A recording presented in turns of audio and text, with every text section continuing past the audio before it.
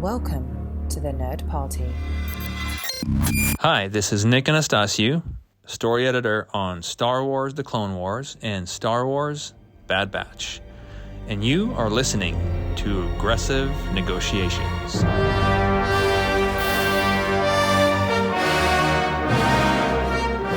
Welcome, all you Padawans and acolytes, to Aggressive Negotiations, the Star Wars podcast here on the Nerd Party Network that enjoys plumbing the depths of the Star Wars galaxy from its deep, creamy core to its crunchy outer layers.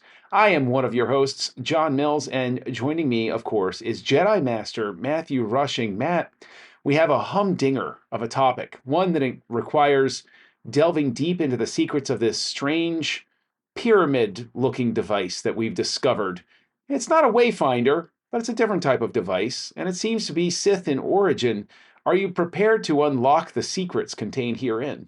I think so. I am trepidatious on whether or not to touch this device. It seems like it could be dangerous, but, I'm also drawn to its eerie red glow and power, so, yeah.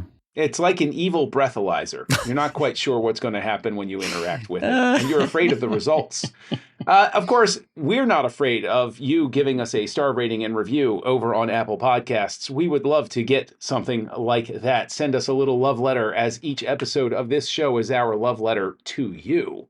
You can, of course, reach us at thenerdparty.com/contact. Look up the show, drop a note. We'd love to hear from you. And, of course, you can go on over on the socials and find us at the Jedi Masters on X, and then find the Nerd Party on Instagram and Facebook, and at Join Nerd Party on X. Now, the topic for tonight, Matt, I have a feeling we are gonna open things up a little bit, but the first point of interest that I really want to look at is a specific power often attributed to the Sith that comes from the expanded universe lore and seems to have been accepted over time as simply something that could be done, and one could argue in Rise of Skywalker is actually seen on screen to an extent.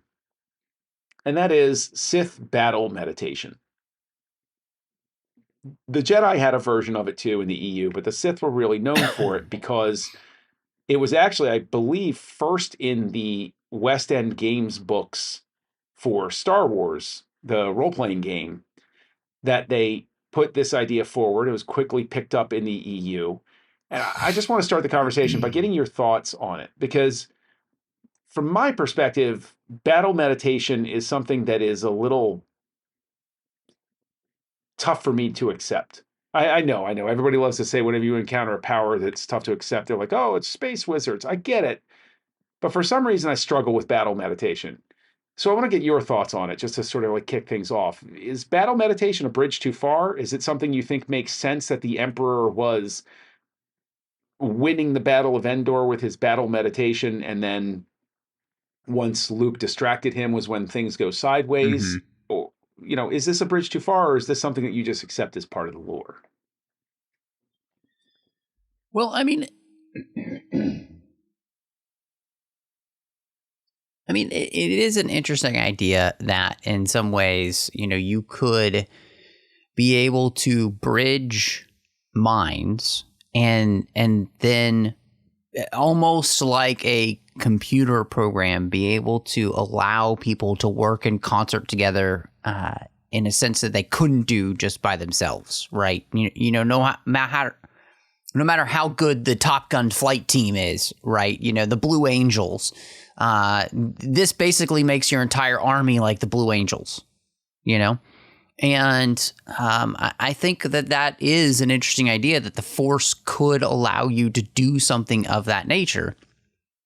But, and like you said, this is actually something that does seem to be a part of what we get in the Rise of Skywalker at that end battle, where we see the forces of the Empire, the Final Order, working in concert together to be able to take down this last resistance, and I think it is interesting in that sense. And I could see it being able to happen, especially with somebody as strong as Palpatine being able to pull this off. You know, it's interesting because, you know, in the EU, the way in which, you know, the Jedi do this is they do this together in concert. You know, they're not the one. There's not one central person controlling everything. It's all of them kind of melding into the Force and then basically becoming a force themselves to be reckoned with. And I think that's really interesting. And I think that actually makes a little bit more sense. But I do, in some ways, like the juxtaposition that, you know, for a Sith using battle meditation, it's one person in control. Whereas for the Jedi, it's something where we do it together. So, yeah, I don't dislike the idea and I don't discount the idea. I think it's interesting. I wish that it had been kind of a thing where we'd gotten more of an opportunity to play around with it, you know, and because, you know, the way it's done and even just, I would say even the way it's kind of portrayed in that final film, it's just not something that does seem all that interesting. It just kind of seems like, oh, we're putting it there, but we're not really putting a ton of thought into it, you know? Okay. I agree with you. It's an interesting juxtaposition of, you know, there's a light side and a dark side version of it. The light side version involves working together, and the dark side version involves imposing your will. And I think that on a small enough scale, I can see battle meditation, quote unquote, being something that works. Like, it's not really battle meditation for 2 or 3 Jedi to open themselves up to the Force to coordinate, because the Force can give you the ability to see things before they happen. Right. 3 people seeing things before they happen together, they can fight better, they can integrate better, they can do those sorts of things.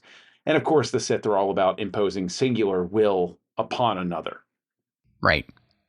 I have, even if somebody is a legendary Sith or something like that, a singular person putting out their will to control thousands of minds for some reason doesn't play with me as well.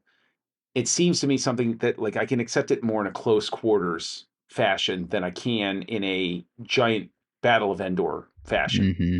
And I also would give it room to say, well, if you were to say to me that the evil Sith is communicating with the minds of the commanders, and just the commanders, the key commanders out there, to give them the ability to coordinate better when they're deploying their strategies. Mm-hmm.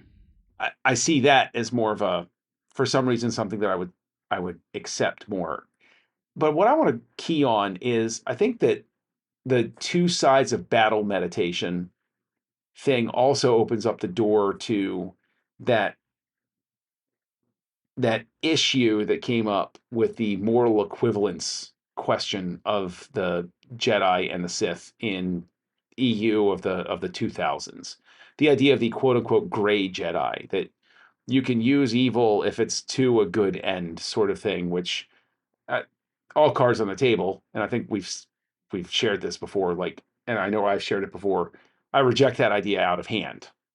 You know, like, there's no Mm-hmm. ameliorating torturing somebody with force Right. lightning if you're, and I you know, and I think that the Clone Wars definitely illustrates how you lose a lot of your nobility and Mm-hmm. your good Sure. when they have the 3 Jedi work together to try to break Cad Bane's brain. Mm-hmm. Yeah. You know, they're very much playing with fire in Yeah. that moment. There's no good from forcing Mm-hmm. something upon Yeah. someone ever. But with the 2 sides of battle meditation, don't you, I mean, are we risking that equivalence? Or is that something where you just see it's more of a, a mindset difference. Mhm. That, of course, a Sith, as they get more powerful, is always going to be trying to exert their will. And, of course, a Jedi is always going to be more open to what the Force is telling them to do. Yeah, I think, well, one thing you said really struck a nerve there when you talked about this idea that, they would use evil, but then they would basically call it good. And I think that whole philosophy there was not even that. It really came down to the idea that every action is neutral. It all came down to intention. And so Force lightning, is neutral in that sense, but it's the intention of why you're using it, and are you giving in to hate to trying to destroy somebody, or are you utilizing it in a way that your whole motivation is pure of heart, that you're utilizing this tool. So basically the idea is that it's a tool, and no tool is evil. It's just how it's utilized. And that's kind of the argument there, I think. And therefore, I do think that kind of, it's not invalid a question. But I think it does then raise a serious question. Okay, is Force light, are these things inherently evil? Yeah, I'll cut you off right there at that question. I can think of no legitimately positive reason to choke somebody with the Force. Right. Luke uses dark side. Like, it's the whole point of the opening of Return of the Jedi is you're not supposed to know whether Luke is going to go good or bad. People have watched it 5 billion times. They don't understand that question exists still. Yeah. Just like they all think that it's an easy shot now. Why'd they make that Death Star exhaust port? It's like, it was literally an impossible shot. But we've seen it so many times that, of course, it's going to work. Yeah. So no, I don't think that there is a good reason to choke somebody with the Force. I don't think that there is, unless you're talking about starting somebody's like broken down lawnmower. Mm-hmm. I don't think there's a good reason to call Force lightning. I think there are powers that are just inherently bad in their very nature, because there's only harm that can come from them. Mm-hmm. Right. I get your point about the tool. I agree with it philosophically, where it's like, a thing in the hands of a good person is not a bad thing, and a thing in the hands of a bad person is a bad thing. Mm-hmm. Yes. But battle meditation seems a little bit different, because again, it's like it's just two approaches to the same thing. Like that seems like a truly neutral thing, because you're trying to coordinate. That's the neutral. Well, how you coordinate is the evil. Yes. Because like you said, the intention of the Sith battle meditation would be to impose one's will on others, making them do what you want to do. Whereas the Jedi version is one where we're collaborating together our wills in the Force to move in a way that allows us to do the very thing which we're trying to do, which is to protect those. That's why we're at battle. That's why we're in this fight. Is not because we want to be, but because we feel compelled to use the power that we've been given to protect others. And that's the antithesis then to the battle meditation there of the Sith. So no, I do think that then creates a really interesting question.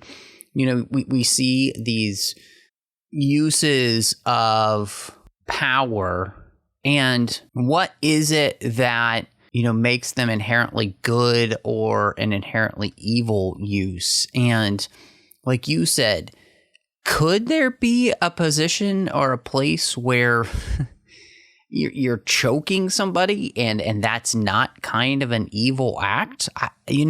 Maybe we could find a place or argue in some way that there is, you're in a desperate fight, and it's Superman snapping Zod's neck kind of question, right? This evil act is being done to save other people. So I think that's the only kind of place where I could see a Jedi or somebody on the light side kind of using that type of power, because it's the only way to maybe disrupt an enemy from being able to take somebody out. And that's the only place where I could see that type of thing. And yet, at the same time, I think then a question maybe on top of that is there cost then to utilizing that type of power because of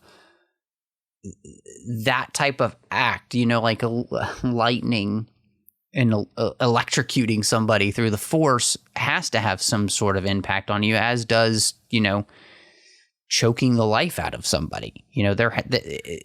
There always has to be some kind of cost to that type of use of power, I would think. Yeah, it's interesting because the cost, use of power actually sends me off down another rabbit hole, because of the whole thing about using the dark side will degenerate you. Like, that's how in the comics they first backed their way into the idea that Palpatine was transferring his essence to clones over time, because they would consume it. Using the dark side would consume his body, and he would transfer his spirit to different stuff. So just you saying that really sort of that's a rabbit hole that it goes down. But I mean, yeah, like I really can't.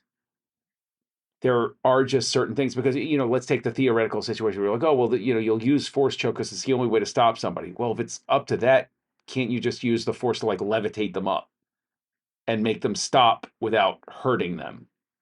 Force push them, if you will. So it's, I mean, just in terms of the personal cost, yes, but also just that, obviously I'm just really at that place where, to bring it back, yeah, there's cost, but then if there's cost, then aren't certain powers like battle meditation stretched out across an entire Starfleet?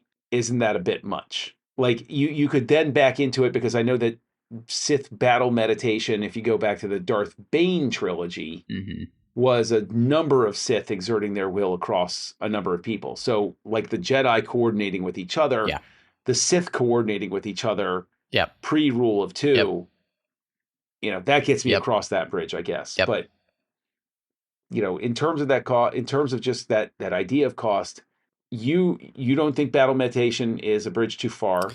Are there any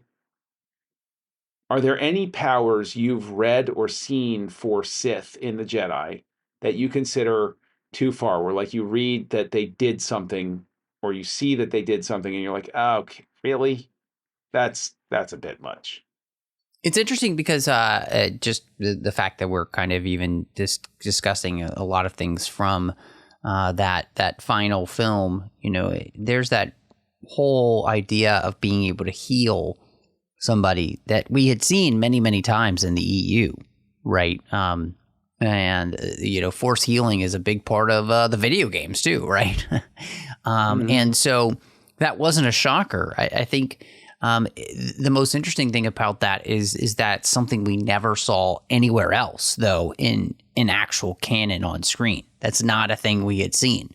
So that's a place where I almost feel like it would have been nice to have a little bit more context to, because, on the other side, we have seen healing done in canon, and that was by the Witches of Dathomir. And that was ambiguous as to whether it was a good thing or a bad thing, right? They actually help clear the mind of the madness from Darth Maul.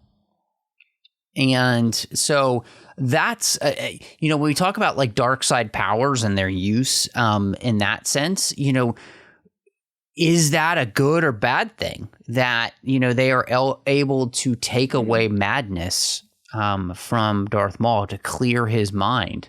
That seems in some ways to be a humane and almost loving act, right? And yet, of course, then what he does with that ability that he's been given of clarity is on him, And so I think as we're talking, and you think about something like that, the act that they do for Darth Maul is not bad. But then what Darth Maul then does with those powers that he's been given in the sense of being clear, we would consider to be absolutely not good. So going clear like a Scientologist. I think that we're going to get this canceled. Yeah, probably. Maybe Tom Cruise is coming for you right now. Oh no! I love his movies though. But what you're talking about with intent, their intent with clearing the madness, quote unquote, from Maul, their intention is to have him become an agent of chaos, an X factor that goes throughout the galaxy to his own ends and also to the detriment of others that they wish to confound in a sense. So if intent plays a role in it, then what they're doing is not good, because their intent is not just to benefit Maul. It's to, quote unquote, benefit Maul, but to their own ends. So it's still a selfish act. And it would also beg the question that if we're going to approach it from there's always a light side, dark side version of things, because I think even in EU there was a light side version of Force Lightning, and it's like on screen, no, it's, I'll never forget the way they put it in I think it was the Star Wars Insider at the time, where they had a picture of Dooku and it said bad Jedi throw, and then it had Yoda, good Jedi catch. Right? Yoda never fires Force Lightning. He can take it, he can absorb it, and he can deflect it, but he never generates it. Right. But coming back to the madness thing, if the witches of Dathomir, who use Sith sorcery, dark side sorcery to do their stuff, are able to restore sanity at the very least to Maul, wouldn't it follow that there should be a Jedi version of purging the darkness from someone, of healing their heart, as it were, so that they would find a way back to good? And in that case, wouldn't that, let's wrap up with this question. If such a power existed, wouldn't it be a bad thing in the sense that it robs the individual choice to redeem oneself? Mm-hmm. Basically, like a Jedi could go and be like, oh, Darth Vader, you're a bad person. Let me work some magic on you, and then you're going to wake up and be nice one day. Mm-hmm. That's exerting your will. Like, that takes away the agency of the person to redeem themselves. Mm-hmm. Would that redemption still be valid, as it were? So I guess that's a number of questions all rolled into one. So I think one of the things that we do see that is quite interesting about Jedi healing is, there are those episodes in the Yoda arc where there clearly is Jedi healing that happened, right? Mm-hmm. And that healing is seen with what's going on with Yoda. And so it is very clear that the Jedi take healing very seriously. But I think the idea of removing the darkness from something is different. And I think that's the thing that we kind of see, even with the Witches of Dathomir, right? They do not clear out anything from Maul in the sense of changing his mind or bringing him redemption. What they do is they clear the madness that's there. They bring order to the chaos of his mind that has been driven there by his hate and the dark side, which I find to be incredibly interesting because it really does bring you to kind of the psychology of the character. And even though he is given order again in his mind, we see that Darth Maul never does find redemption, never is able to change, right? He literally can't change, even to the end. And there is a moment, I think in Twin Sons, after that fight with Obi-Wan as he's dying, that he finds some sort of peace in his enemy's arms. But it's only at that last second of life. And so, no, I don't think that the Jedi, even with all of their powers of healing, could actually create in somebody redemption or anything like that. I think Star Wars is very clear that it's our actions that define us, and therefore how we use the Force, if you're a Jedi or a Sith, comes down to your desires and whether or not your desires are only for yourself or for the betterment of others, and therefore, in some ways, it does come down to intention, but it's the same time, it's not just intention, but it's also the whole dichotomy between selfishness and selflessness, which is not just about intention, but it's also about an entire lifestyle, right? If you live your life as a more selfless person, there's a whole lifestyle that you are living that and choices that you're making every single day in many, many moments throughout the day, which create a character which it builds to being less selfish and more selfless. At the same time, the same is true for those that are selfish, right? And so that intentionality then in those actions builds is an actual character that creates a soul posture that I think leads to the corruption we see in the Force. And it really all comes down to, I think, that idea of like bleeding a lightsaber crystal to make it Sith, right? You're completely imposing your will on the Kyber crystal to create what you want, instead of being in concert and in tune with the crystal to create the lightsaber that brings out the color of its choice, right? And so I think in even that, we can kind of see where, all of this is actually wrapped up together. So intentionality is a part of it, but it's not the whole part. And I think that's where that ideology kind of misses that it's so much more than just intention. Really, it does come down to the true soul posture of these characters and where they go from start to finish. I think you just decided the title of this episode, Soul Posture. I like that. And it's a great band name, and it's going to be the band name of our Jedi band that will depose Cy Snoodles and the Max Rebo band from number 1 finally. But if anybody wants to discuss these topics further with you, Matt, or become a producer on the album that we're going to release, let them know where they can find you online. Well, of course, you can find me all over social media under the name Matt Rushing02. Here on the network, you'll find me with a completed show called Owl Post. Did that with Ray Kaufman. Every single chapter of the Harry Potter series is covered in that show, so hope you'll check that out. Over on the TFN network, you'll find me with a bunch of different shows, a lot of Star Trek talk, plus the 602 Club, where we talk about all of the fandoms we love, not just one. And of course, John is a frequent guest over there, so hope you'll check that out. In fact, John will be over there very soon, as we're going to be covering a fun franchise known as DC. And so check that out. And that's where you can find me. But John, if people are wanting to understand why you think that Sith lightning is your right, where can people find you? Oh, it's my right, it's my left, it's my reason for being. You can find me online as Kessel Junkie, KESSELJUNKIE. And you can find me right here on the network on another show called House Lights, where we look at the directors of films and groundbreaking material that is, but the way we approach it is actually pretty fun, where we select pieces of people's filmographies and look at them through time, always willing to accept recommendations for filmmakers to cover over there. So, Matt, the Jedi recording studio just opened up, so let's go record our album. I think it's time to close these negotiations. Negotiations are closed. And now I regret the joke. Join the revolution. Join the Nerd Party.